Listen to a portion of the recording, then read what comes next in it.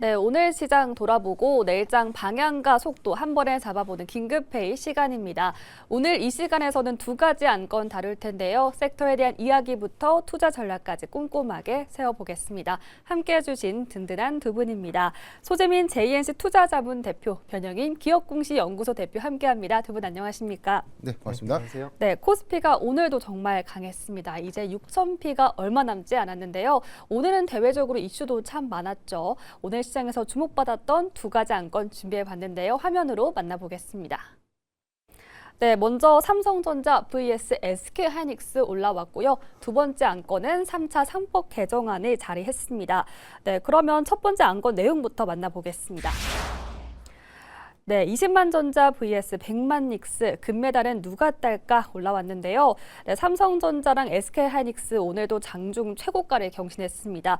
이제 20만 전자와 100만 닉스가 가시권에 들어섰는데요. 증권가에서는 반도체 슈퍼사이클로 인해서 양사가 사상 최대 실적을 거둘 거라고 전망하고 있습니다. 소재민 대표님께 먼저 여쭤보도록 할게요. 대표님, 이제 엔비디아 실적 발표를 앞두고 반도체 관련주의 기대감이 높아지고 있습니다. 이제 오는 26일 새벽에 발표가 되는데요. 그 결과가 참 중요해 보입니다. 어떻게 전망하시는지 뷰가 좀 궁금하고요. 또 이게 워낙 기대감이 좀 많이 반영이 됐다 보니까 실적이 잘 나와도 차익 실현 매물이 쏟아질지 걱정도 되는데 어떻게 전망하실까요? 일단은 보는 관점을 좀 다르게 봐야 될 것 같아요. 네. 그러니까 기준을 좀 잡아드릴게요. 일단은 엔비디아 실적 잘 나올까요? 잘 나와야만 하죠. 잘 나올 거예요. 그런데 사실 뭐 실적이 잘 나온다고 지금 주가가 올라가는 상황은 아니거든요. 그러니까 엔비디아 같은 경우가 일전 분기 실적들 잘 나왔음에도 불구하고 엔비디아 같은 경우는 170불에서 195불의 박스권을 형성하고 있었어요. 자, 여기서 중요한 게 뭐냐면 엔비디아가 실적이 잘 나왔을 때 엔비디아가 올라가기 위해서는 엔비디아가 올라갈 수 있는 환경이 만들어진 상태로 실적이 잘 나와야 돼요. 자, 그러면 결국 그런 거거든요. 이거는 나스닥 차트를 보면서 좀 같이 말씀드려야 될 것 같은데, 나스닥 같은 경우 현재 지금 국내 증시야 너무 좋아라고 하지만 미증시 같은 경우는 이런 식으로 우하향 추세를 만들고 있어요. 지금 보시면 계속 고점 내려지고 있고 저점도 내려가고 있거든요. 지금 나스닥 위치 어제 반등이 나오기는 했지만 사실상 우하향 추세선 상단 돌파한 거 아니거든요. 여전히 하락 추세 안쪽에 있다는 거예요. 그러면 엔비디아의 실적 발표가 나올 때 만약에 나스닥이 23,200포인트 이 위에 있다라고 한다면 나스닥 지수가 하락 추세를 벗어난 상태로 엔비디아의 실적 발표가 나오는 거거든요. 그랬을 때는 나스닥이 하락 추세를 벗어났기 때문에 위로 올라갈 상황이죠. 그러면 엔비디아도 같이 따라 올라갈 가능성이 높습니다. 그런데 만약에 이제 목요일 아침이죠. 거기 실적 발표 전에 나스닥이 여전히 이 하락 추세 안쪽에서 빌빌거리고 놀고 있다라고 한다면 엔비디아의 실적 발표가 잘 나온다고 하더라도 이 자리를 시원하게 돌파하는 게 아니라 이 하락 추세를 계속 유지하는 식으로 시장이 흘러갈 수 있거든요. 그래서 여러분들이 엔비디아 실적 잘 나올까? 당연히 잘 나와야 되는 거고, 그것보다 더 중요하게 생각할 게 수요일 날 미증시 종가 위치가 한 23,100에서 23,200포인트 위다라고 한다면 엔비디아 실적 잘 나올 거고 추가적으로 이제 더 상승할 수 있겠다. 그런데 그보다 아래다라고 한다면 엔비디아 같은 경우도 지금 차트 보시면 이런 식으로 되게 징글징글하게 긴 박스권을 만들고 있습니다. 이번에 박스권 상단 돌파 못하면 어떻게 될까요? 다시 한 번 더 박스권 하단부까지 내려갈 수 있다라는 의미인 만큼 이번 주 수요일 나스닥의 종가가 엔비디아의 방향성을 결정할 가능성이 높다. 이런 관점으로 보시면 좋을 것 같습니다. 네, 엔비디아 실적 발표와 함께 나스닥 지수 흐름 함께 지켜봐야 한다라고 말씀해 주셨습니다. 그렇다면 변영인 대표님께 여쭤보고 싶은데요. 대표님, 아직 2월밖에 안 됐는데 올해만 하더라도 삼성전자 주가가 60% 넘게 올랐고 SK하이닉스도 무려 46% 넘게 올랐다고 합니다. 단기간에 정말 많이 올라왔는데요. 최근에 AI가 확산되면서 실적에 대한 기대감도 높아지고 또 증권가에서는 이 투톱에 대해서 목표 주가를 계속 올리고 있습니다. 네. 대표님도 이런 기조에 동의하시는지 좀 궁금한데 어떻게 바라보실까요? 네, 이제 과거에 사실 TP가 좀 상향됐던 부분들은 밸류에이션에 대한 기대치가 이제 반영이 되는, 그래서 이제 이 부분에 대한 신규 커버가 좀 나오면서 좀 가격이 재차 좀 상향 제시가 좀 됐는데, 최근 이 반도체 빅2에 대한 흐름들을 보면 가장 중요한 부분이 이제 이 메모리 가격의 연속성입니다. 그러니까 최근 수치를 봤을 때는 디램과 낸드 가격의 이 상승세가 이 월간 단위에 대한 상승폭만 좀 큰 것이 아니라 지금 주간 단위로 보더라도 재차 좀 증가가 되고 있는 그런 부분들이 있었고요. 이제 카운터포인트 리서치 보고서에 대한 내용들을 보면 2월 초 기준의 메모리 가격의 어떤 동향 부분들이 일단 12월이죠. 4분기가 아니라 이제 12월 데이터에 비해서도 80에서 90% 정도 상승을 하고 있다. 이 부분에 대한 어떤 전망들이 좀 제시가 됐던 점들이 현실화가 좀 되면서 사실상 이익 추정치가 재차 좀 상향되고 있는 것이 아닌가라고 좀 예상되고 있습니다. 낸드 메모리의 경우에는 12월 데이터에서 보면 일단 뭐 2024년도 이후부터 꾸준하게 좀 감산 정책이 재차 좀 이어진 그런 어떤 흐름들이 가격의 어떤 상승폭을 좀 더 극대화시켰던 배경이 좀 됐고요.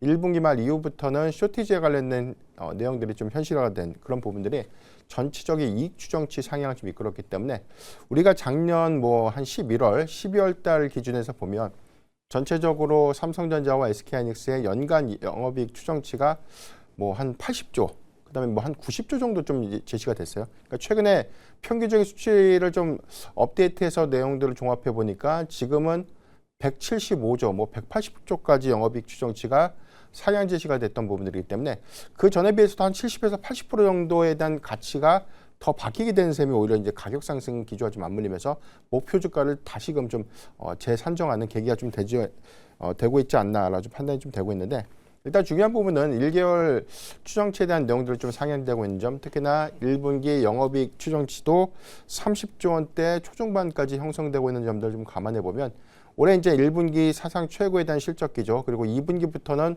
영업이익 40조 원대에 대한 돌파 가능성들이 현실화가 좀 되지 않을까, 이런 부분들이 추가적인 어떤 주가 상승을 좀 만들고 있는 구간이기 때문에 사실 뭐 지금 목표 주가의 어떤 상단은 단순하게 사이클이 좋다라는 의미보다 가격 상승의 연속성들이 이익 추정치에 대한 어떤 확장을 반영시키면서 이에 따른 어떤 밸류 평가도 다시금 좀 산정되게 되는 배경이 좀 되고 있지 않나라고 보고 있습니다.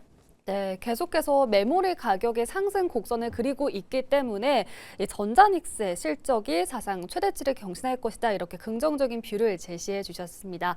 네, 이번에는 소재민 대표님께 여쭤보도록 할 텐데요. 대표님, 계속 이렇게 증권가에서 반도체 투투 목표가를 올려잡고 있습니다. 그런데 또 이미 많이 올랐다 보니까 고점에 대한 논란도 좀 뜨거운데요. 그런데 지난번에 대표님께서 삼성전자를 긍정적으로 전망해 주셨습니다. 또 오늘은 승계 관련해서 뉴스도 나왔던데 20만 전자 vs 100만 닉스 둘 중에 어느 기업의 목표가에 더 빨리 도달할 거라고 보실까요? 사실 제가 점쟁이가 아니기 때문에 네. 누가 먼저 간다라고 말씀을 못 드리겠지만, 결국 엔비디아의 이슈 가지고 움직인다, 좀 더 예민하게 반응하는 건 SK 하이닉스 쪽이다라고 보시면 좋을 것 같고요. 삼성전자 같은 경우는 저는 개인적으로 중장기적인 관점으로 훨씬 더 매력이 높다라고 보고 있거든요. 뭐 하이닉스 90만 원 찍고 삼성전자 20만 원, 저는 삼성전자 같은 경우는 제가 일전에도 말했지만 지금 삼성전자의 시장이 주목하고 있는 건 메모리 반도체, 그리고 뭐 시스템 반도체, 또 디램 가격의 상승, 이런 거지만 정말 이제 앞으로 나올 수 있는 새로운 뭔가가 있는가라고 한다면 삼성전자 같은 경우는 파운드리에 대한 이슈 등장할 수 있다라고 했죠. 그리고 AI를 접목시킬 수 있는 피지컬 AI, 결국 로봇뿐만이 아니라 삼성전자가 잘하는 거 핸드폰, 그러니까 스마트 기기가 기존의 스마트폰에서 다른 세대로 바뀔 수 있다라는 거, 이런 것들을 생각해 보면 사실 삼성전자 같은 경우는 아직도 저는 주가가 현저하게 저평가되고 있다라고 생각을 해서, 사실 하이닉스 실적 정말 좋은 거 맞고 어마어마하게 많이 올랐죠. 과거 2021년도 대비해서 하이닉스는 한 600% 가까이 올랐다라고 한다면 삼성전자 같은 경우는 딱 100% 올랐거든요. 근데 그 100% 올랐는데 시장 지수가 딱 100% 올랐어요. 즉 삼성전자는 시장 지수와 똑같이 올라간 거고, 하이닉스는 시장 지수 플러스 AI 반도체에 대한 수혜를 더 많이 받아서 올라간 거거든요. 근데 이런 관점으로 치면은 당장에는 하이닉스가 좀 더 단기적으로 매력이 높을 수 있을지언정 중장기적으로 봤을 때는 삼성전자 쪽에 매수세가 지속적으로 유입되지 않을까, 이렇게 보고 있고요. 또 이제 하이닉스 같은 경우 세계 최대 자산 운용사인 이제 블랙록이 지분 5%를 확보했다라는 공시가 떴죠. 뭐 이것만 놓고 보더라도 이번에 엔비디아 실적 발표 잘 나오고 나면은 하이닉스 쪽으로 또 외국인 자금도 유입될 수 있는 부분이 있기 때문에 단기적으로 힘은 하이닉스가 좋을 수 있겠다라고 보지만 중장기적인 관점으로는 삼성전자가 좀 더 매력 있지 않을까, 이렇게 정리해 보도록 하겠습니다. 네, 이렇게 SK하이닉스 삼성전자에 대한 뷰를 제시해 주셨는데요. 이번에 엔비디아 실적 발표 관련해서는 SK하이닉스가 단기적인 힘을 받을 것이다. 그렇지만 중장기적으로 봤을 때는 삼성전자가 더 매력도가 있다라고 정의해 주셨습니다. 변영인 대표님, 네. 그렇다면 삼성전자랑 SK하이닉스 관련해서 밸류체인 업체가 정말 많은데요. 이 안에서 대표님만의 원픽을 한번 꼽아볼까요? 사실 종목을 콕 집어서 어떤 게 더 좋은가라는 관점보다는 일단 뭐 삼성전자, SK하이닉스가 지난 4분기 실적 컨퍼런스에서 좀 강조했던 키워드가 하나 있었습니다.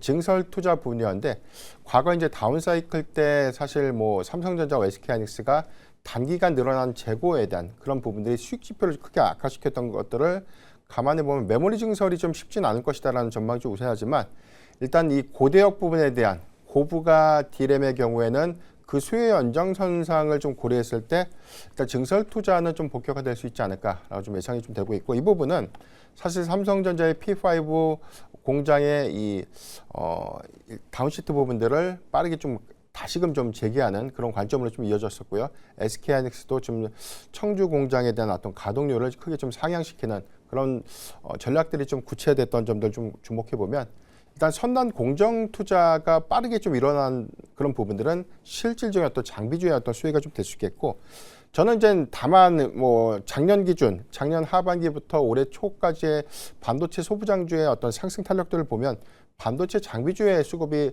상대적으로 좀 더 강했던 측면들을 좀 고려를 했는데요. 저는 오히려 이제 소재주들을 이제부터 좀 더 주목을 해봐야 되지 않을까라고 좀 예상을 해보고 있습니다.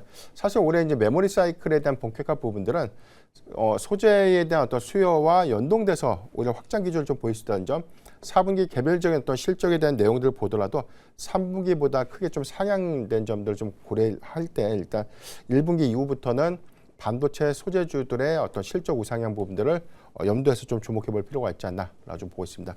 종목으로는 전 동진세미캠을 좀 보고 있는데요. 일단 최근에 가격 상승 기조가 좀 완만한 흐름들 좀 보이고 있지만 1월 30일 고가 이후에 현재 추세적인 부분, 단기 추세는 좀 유지하고 있지만 추가적인 상승의 연속성들이 좀 크게 좀 부각되지 못했는데, 일단 올해부터 본격화될 수 있는 실적의 유입 부분들, 이런 부분들이 추가적인 어떤 지수의 종목 상승을 좀 이끌 수 있는 배경이 좀 되지 않을까라고 좀 판단되고 있고, 특히나 이 삼성전자와 SK하이닉스의 EUV 공정에 대한 전환 부분들은 오히려 공정 전환에 따른 어떤 이 PR, 포토 레지스터 소재의 어떤 이 유입량들이 크게 좀 증가될 수 있는 부분이기 때문에 수요에 어떤 결맞는 실적의 연동 성과가 좀 나타내 줄 수 있는 부분들, 특히나 일단 뭐 초미세의 회로를 좀 구현할 수 있는 EUV 펠리클에 관련된 일단 개발 성과가 지금 현재 좀 진행 중에 있지만, SNS텍의 전체적인 어떤 수요를 다 커버하더라도 지금 동지세미캠이 후발적으로 어떤 개발 성과를 좀 내게 된다면 오히려 향후에 추가적인 수익을 좀 반영시킬 수 있다는 관점에서 긍정적인 어떤 수급의 기대 요인들이 좀 될 수도 있겠다라고 좀 부연드리겠습니다. 네, 종목 안에서는 동진세미캠 꼭 집어서 언급해 주셨습니다. 이렇게 첫 번째 안건 만나봤고요. 이어서 두 번째 안건도 공개해 보겠습니다. 네, 두 번째 안건은 3차 상법 개정안입니다. 내용도 한번 살펴볼게요. 네, 법사위 자사주 소각 의무화 3차 상법 개정안 통과됐다라고 올라왔는데요. 오늘 장 마감 이후에 소식이 나왔죠. 3차 상법 개정안이 오늘 국회 법사위원회 전체 회의를 통과했습니다. 이 핵심은 신규로 취득하는 자사주를 1년 이내 소각을 의무화하는 걸 골자로 하고 있는데요. 이르면 내일 국회 본회의에 올라서 최종적으로 통과될 것으로 보입니다.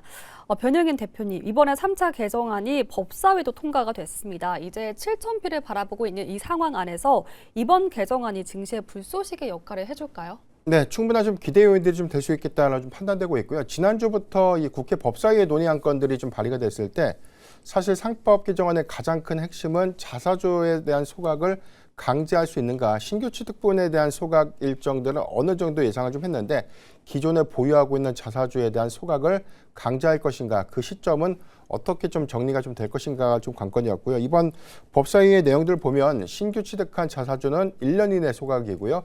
기존에 보유하고 있는 자사주의 경우에는 6개월간의 유예 기간을 거친 이후에 1년 6개월 안에 소각해야 되는 조항을 좀 반영했다는 점에서 수급적인 기대 요인들이 좀 되고 있지 않나라고 좀 판단되고 있습니다.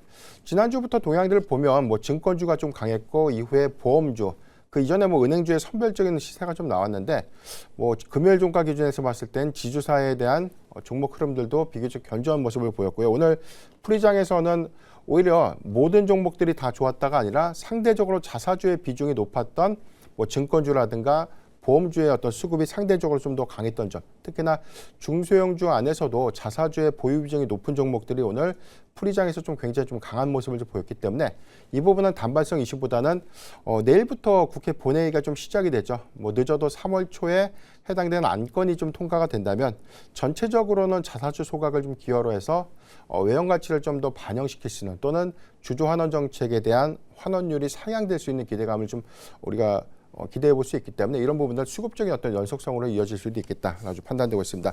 소각에 관련된 어떤 이슈가 뭐 다른 어떤 예외 조항들도 있지만 대체적으로 이제 보유 비중이 높은 종목들의 경우에는 사실상 자사주에 대한 소각 일정들을 구체할 수 있겠고요. 이 부분은 일단 뭐 추가적인 배당 지원에 대한 배당 성격이 뭐 낮았던 그런 기업들이 자사주 소각을 통해서 환원율을 좀 더 높이게 되는 계기가 좀 된다면 유통지수의 어떤 감소 부분들은 오히려 주가 가치를 상향시키는 계기로 좀 이어질 수 있는 부분이기 때문에 저는 상법 개정안 통과 이후에도 일단 해당되는 수급은 선별적으로 강한 흐름들을 유지되지 않을까라고 좀 판단하고 있습니다. 네, 이번 이슈로 인해서 자사주 보유 비중이 높은 기업들의 연속적인 시세가 나타날 수 있겠다라고 말씀해 주셨습니다. 소재민 대표님, 최근에 지주사랑 증권주를 중심으로 수혜 기대감이 이미 선반영이 좀 된 부분이 있습니다. 이 시점에서 지금 증권주, 또 지주사, 보험주 투자 매력도 어떻게 평가하실까요?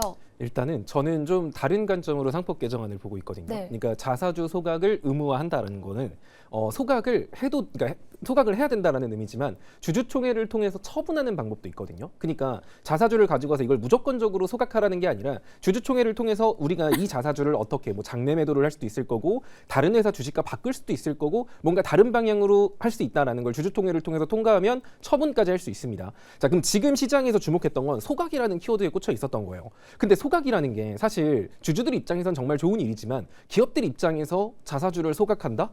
회사의 자산 자체가 줄어드는 효과가 되기 때문에 재무적으로 흔들릴 수도 있겠죠. 그래서 보통 금융주라던가 보험사 이런 애들이 약간 돈 잘 벌고 금융업 하시는 분들이 이제 자사주 비중이 높았던 건데 그러면 이런 것을 과연 다 소각을 할까? 라기보다는 저는 처분 쪽으로 가서 예를 들어서 직원들의 인센티브라든지 뭐 이런 식으로 성과급이라든지 이런 쪽으로 자사주를 활용할 가능성이 높아졌다라고 보고 있어요. 그렇다라고 하면 결국 잠재적 시장의 매도 물량이 유통 주식 수가 늘어나는 꼴로 볼 수도 있는 거거든요. 그러니까 우리가 원하는 건 자사주 소각하겠지 이거겠지만 과연 돈 많은 기업들이 그래 우리 자사주 많이 모아놨는데 주주들을 위해서 싹 다 소각하자 이런 것보다는 그러면은 차라리 어차피 직원들한테 성과급도 줘야 되고 우리 사주 이런 걸로도 줘야 되는데 그러면 우리가 보유하고 있는 자사주를 가지고 이렇게 하자라는 방식으로 주주총회를 통과해서 진행될 가능성이 저는 상대적으로 높다라고 보고 있어요. 그러면 우리가 좀 주목해야 될 건 이제 상법 개정안이 통과가 됐을 때 지금까지는 자사주 소각이라는 키워드에만 사람들이 묶여 있었다면 자사주를 처분한다라고 했을 때 처분할 수 있는 길은 장내 매도도 있을 거고 뭐 약간 임직원들 약간 성과급이라던가 우리 사주 이런 것도 있을 거고 세 번째로는 주식을 교환하는 거죠. 협력사와의 주식 교환을 생각해 본다라고 하면 보통 기술주 같은 경우 뭐 삼성전자, 현대차 뭐 이런 기술주 같은 경우는 계열사와의 협력 관계를 위해서 주식을 수합하는 게 긍정적이겠지만 사실 금융, 생명보험, 뭐 화재 이런 쪽 같은 경우는 뭔가 협력사와 주식 수합하기에 썩 매력적인 그런 건 아니거든요. 그래서 지금 이제 상법 개정안이 통과되고 여러분들이 좀 지금까지는 소각에 대한 포커싱으로 금융주, 보험사, 지주사 이런 쪽이 움직였다면 이제 앞으로는 처분의 방식 쪽에서 이제 주식 수합, 뭐 협력 기업들과의 약간 돈독하게 하는 그런 쪽으로 해서 기술주 안에서 그 자사주가 많은 기업들 위주로 여러분들이 좀 체크를 하시면 괜찮을 것 같습니다. 네, 이번 이슈에 대해서 조금은 다른 시각으로 접근해 주셨습니다. 그렇다면 변영인 대표님, 오늘 애프터마켓에서도 이 관련주가 급등을 했습니다. 그런데 이 관련주 그동안 많이 올랐던 만큼 이번에 세론성 매도 물량이 나올 수 있지 않을까에 대한 걱정도 있는데 보유자분들 어떻게 대응해야 할까요? 네, 일단 뭐 3차 상법 개정안에 관련된 기대감에 의해서 뭐 주가 좀 오른 것은 맞고요. 다만 이제 국회 본회의에서 통과된 이후에 추가적인 어떤 연속성 관점에서는 선별적으로 세론이 좀 나올 수 있다고 봅니다. 왜냐하면 그 이후에 추가적인 어떤 상승을 좀 이끌기 위해서는 주조 환원 정책이 실질적으로 좀 유인되는 그런 효과가 좀 있어야 되는데 단순한 기대감에 의해서 좀 주가 좀 많이 올랐다는 점들을 어느 정도 좀 유념을 해야 되지 않나. 다만 자사주 보유 비중이 좀 높은 기업들을 좀 중심으로 해서는 선별적인 어떤 기대 요인들이 전 유효하다고 봅니다. 이 부분은 뭐 소각도 할 수 있고 재차 주주총회를 통해서 성과 배분 방식으로서에 대한 전환도 있을 수 있지만 대체적으로 이 3차 상법 개정안의 취지는 기존에 보유하고 있는 자사주를 주주 환원을 좀 유도하기 위한 그런 핵심적인 어떤 정책이라는 점에서 우리가 포커스를 좀 맞추게 된다면 사실상 자사주 보유 비중이 좀 높았던 기업들이 내면적으로 보면 주주 환원율이 좀 낮았던 그런 측면들이 일단 주주 환원율을 좀 높이는 계기로 좀 이어질 수 있다는 점에서는 기대 요인으로 좀 작용할 수도 있겠다. 후속적으로 보면 3차 상법 개정안에 대한 통과 이후에 이제 상속세법에 대한 개정 이슈가 좀 부각될 수 있거든요. 이 부분은 사실상 추가적인 어떤 기대 요인들, 그래서 이제 전체적인 어떤 기업의 가치를 다시 한번 좀 재평가하는 기회로 좀 작용할 수 있는 부분이기 때문에 추가적인 연속성들도 고려해야 되지 않나라고 좀 말씀드리겠습니다. 네, 이렇게 내일 국회 본회의에서 어떤 내용이 논의될지 예의주시해봐야겠습니다. 자사주 비중이 높은 기업들 위주로 선별적으로 접근하는 전략이 필요하다라고 투자 전략 세워주셨고요. 네, 오늘 이렇게 삼성전자와 SK하이닉스에 대한 꼼꼼하게 분석해봤고요. 3차 상법 개정안에 대한 이야기도 나눠봤습니다. 긴급회의 여기서 마치도록 할게요. 함께해 주신 두 분 고맙습니다.